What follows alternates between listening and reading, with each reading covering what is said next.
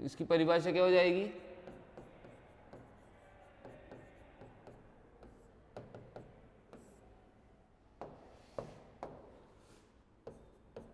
दो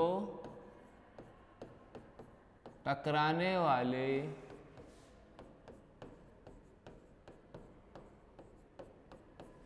अणुओं के केंद्रों के मध्य की दूरी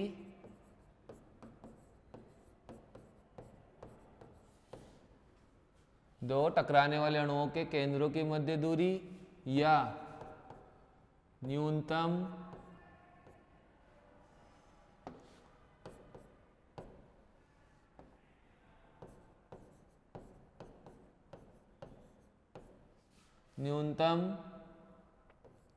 समीप आ सकने वाली दूरी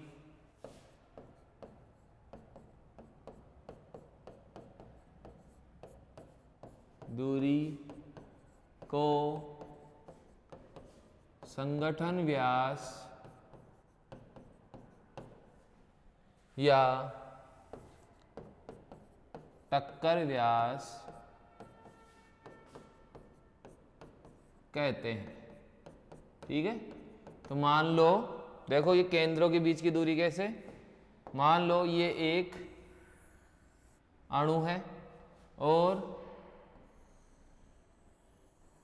एक और ये अणु है, इसके बीच की डिस्टेंस ये है और यहाँ की डिस्टेंस ये है।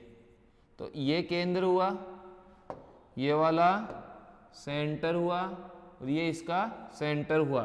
तो इन दोनों के बीच की जो दूरी होगी, इन दोनों के बीच की जो दूरी होगी उसको बोलेंगे अपन संगठन व्यास या आणविक व्यास, कोलिजन डायमीटर बोला जाएगा। तो इसे किससे रिप्रेजेंट करेंगे? इसे सिग्मा से प्रदर्शित करते हैं, इसे सिग्मा से प्रदर्शित करते हैं।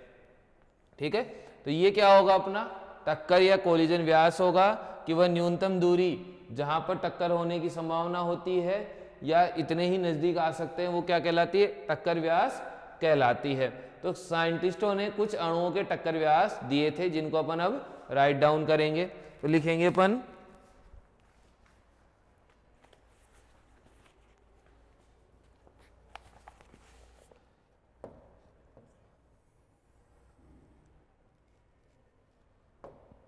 रेनकाइन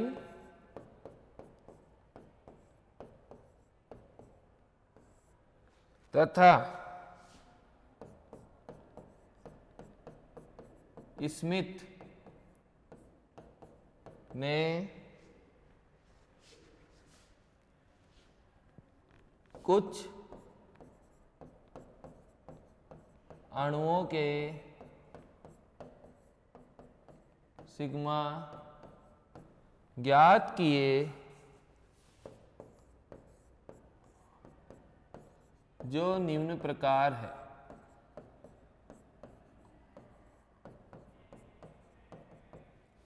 जो निम्न प्रकार है, देखो H2 अणु के लिए सिग्मा उन्होंने दिया 2.73 एंगस्ट्रॉम, जो एक एंगस्ट्रॉम का मतलब होता है 10⁻⁻10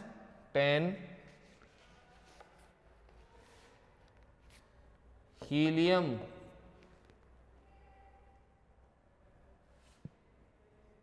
यहां पर अपन लिखेंगे हाइड्रोजन के लिए,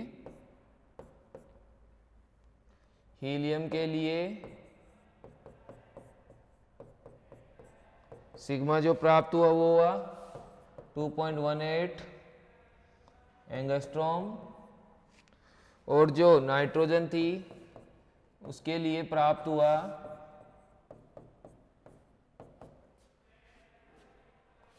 3.78।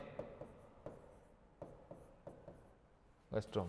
ठीक है, ये अपने पास में डाटा प्राप्त हुए किसके, संगठन व्यास के। तो अभी तक अपन ने क्या क्या पढ़ा देखो,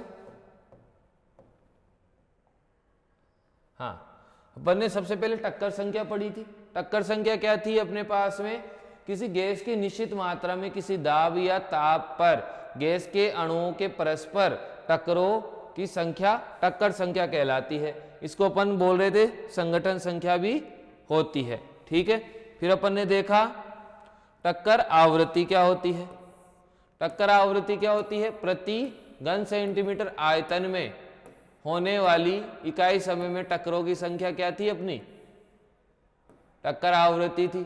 ठीक है, इसको जेड से प्रदर्शित करते थे और इसका गणितीय रूप में जो समीकरण होता था वो ये √2 पाई सिग्मा स्क्वायर सी बार एन बार का स्क्वायर। यहाँ पर ये आणविक व्यास था, ये औसत वेग था और ये अपने पास में एन क्या था, अणुओं की संख्या थी जो इकाई आयतन में उपस्थित होती है।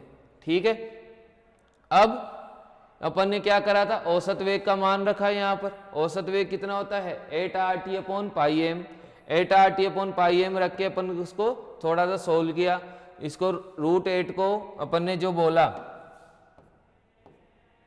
√8 टू √2 बोल के अपन ने इसको सोल्व किया। सोल्व करने पे आज अपने पास जो जेड की वैल्यू थी वो कितनी आई, 2 × √π सिग्मा स्क्वायर एन बार का स्क्वायर RT/m।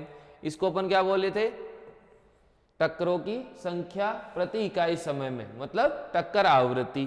तो यहाँ पर टक्कर आवृत्ति किन पे डिपेंड कर रही थी, सिग्मा, जितना ज्यादा सिग्मा होगा उतनी ही जेड ज्यादा होगी, जितना ज्यादा एन होगा उतनी ज्यादा होगी और टेम्परेचर जितना ज्यादा होगा उतना ही जेड बढ़ता है। ठीक है, फिर अपन ने देखा कि संगठन व्यास क्या होता है। जो संगठन व्यास था वो क्या था कि जब अणुओं को करीब लाया जाता तो वो एक निश्चित सीमा तक करीब आ जाते हैं। उस सीमा के बाद उनको तुम और पास में लाओगे तो प्रतिकर्षण इतने हो जाएंगे कि वो दूसरी साइडों में चले जाएंगे, एक इधर और एक इधर या किसी भी साइड में XYZ दिशा में चले जाएंगे। तो वह न्यूनतम दूरी जहां पर टक्कर होने की संभावना होती है या उसको करीब लाया जा सकता है क्या कहलाती है, संगठन व्यास कहलाती है। जैसे ये एक परमाणु, ये एक परमाणु है, दोनों इस डिस्टेंस तक पास में आ सकते हैं, इसके बाद नहीं आ सकते, तो ये सिग्मा इसके लिए क्या होगा, संगठन व्यास हो जाएगा। तो कुछ अणुओं के लिए जो संगठन व्यास थे वो इस प्रकार से थे। तो इस क्लास में अपन ने क्या पढ़ा, टक्कर संख्या और संगठन व्यास पढ़ा।